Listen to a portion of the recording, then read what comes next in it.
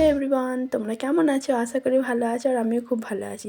আজকে তোমাদের সাথে একটা দারুণ জিনিস শেয়ার করব। এই যে দেখতে পাচ্ছ, এটা হচ্ছে বাদাম ঝাড়া মেশিন। আর আজকে আমাদের বাদাম তোলা হবে।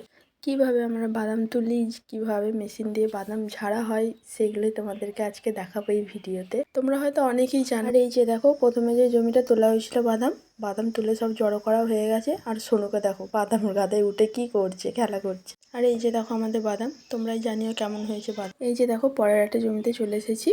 আমরা মোট 2 বিঘে মতো বাদাম দিয়েছি। আর এই জমিটা এবার বাদাম তোলা হবে। এই যে দেখো আমি কিভাবে বাদামগুলো তুলছি। তোমরা জানিও কেমন হয়েছে বাদাম।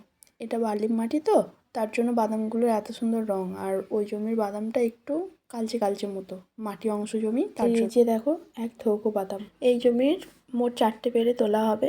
এই 2টো পেরে তোলা হয়ে গেছে, এখনো তুলছে সব। প্রচুর রোদ, প্রচুর গরম রোদ, হাওয়া দেয়নি একটুও, মানে এত গুমসুনি। আর এই দেখো কিভাবে বাদাম ঝাড়া হয়। এই গাড়িটার মধ্যে বাদামগুলো দিচ্ছে, গাছগুলো, বাদাম গাছগুলো, আর এদিকে বাদাম গাছগুলো পড়ছে, আর ওইদিকে পাতাগুলো পড়ছে, আর এইখানটাতে বাদামগুলো পড়ছে। আর এই ধামায় ঢালা বাদামগুলো পড়ছিল ধামার মধ্যে।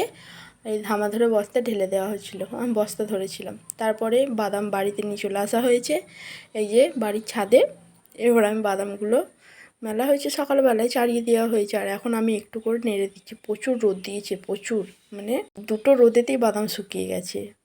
ঝামেলা করতে হয়নি বৃষ্টির জন্য। ভিডিওটা ভালো লাগলে একটা লাইক করে দেবে আর চ্যানেলটাকে সাবস্ক্রাইব করে পাশে থাকবে। টাটা।